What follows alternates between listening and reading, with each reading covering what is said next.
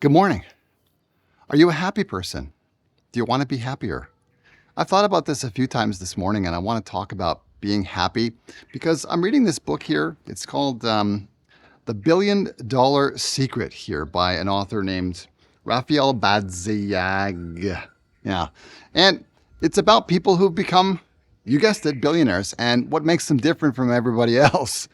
And so far, I haven't read the whole thing, but my impression of these billionaires is that they're basically delusional. Yeah. Now, I don't mean that in a bad way. I just mean that they seem to have all taken some stand that what I say as a human actually makes a difference. Yeah.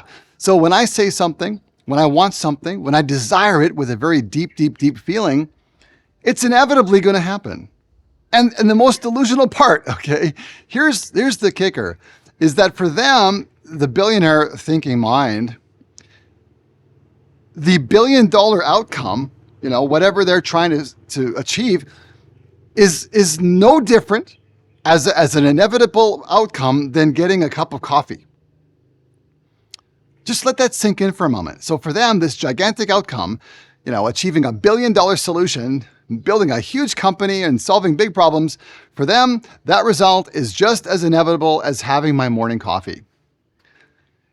They don't seem to make any distinction in terms of size and grandeur and scope. Okay, it's all up for grabs. Yeah. And it's not based on reason. These guys didn't sit down one day and just look at life and go, okay, based on what I've observed, I'm going to conclude that human beings have this incredible power to say something and desire an outcome and then have it show up. Okay. It's not a reasonable conclusion because look at all the evidence to the contrary. How many of us sit around day after day, kind of, trudging along through life and, oh, it's just another day and, oh man, this is no good and whatever. There's so many of us like that, and then so few like this. So are these people blessed, with some amazing delusion? I don't think so. I think it boils down to cultivating this deep-seated belief that what I say and what I want as a human matters and makes a difference, in spite of everything, all the evidence to the contrary, okay? I mean, think about it. We're a tiny speck on a huge planet that itself is a tiny speck in a solar system that itself is a tiny speck in a galaxy, which is among billions. And it could just go on and on with the sheer impossibility of this delusion. But nonetheless, these billionaires, whoever they are, they wake up in the morning with this idea that what I say and what I think and what I desire makes a difference. And then it's just inevitably going to happen. And I think that's what gives them this incredible enthusiasm, which I think is a bit of a better word for me anyway than happiness. I like enthusiasm because enthusiasm for me is a driving force. When I'm feeling enthusiastic, I'm moving toward a goal. I'm being driven. And it feels good, to be in that position. Happiness also feels good, but it's kind of like, basking in the sun for me. I've got the result already. It's showing up for me in my life, and I'm happy about it. It feels great. And then the happiness kind of rolls away like clouds. For me, enthusiasm is much more sustainable because as soon as I am thinking about that goal that I want to achieve, I end up being enthusiastic and I have some control over that, you see? So I can choose to think about my goal and my outcome and feel the enthusiasm.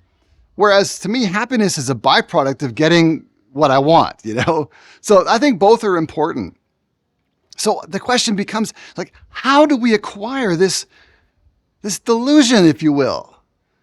How do we ignore all the evidence to the contrary that life is supposed to be difficult and you're not supposed to get what you want and my word doesn't matter and I'm just a tiny speck on a speck on a speck on a speck. So how do you get there? And Werner Erhard came up with a phrase that he uses in his Being a Leader course, which I highly recommend.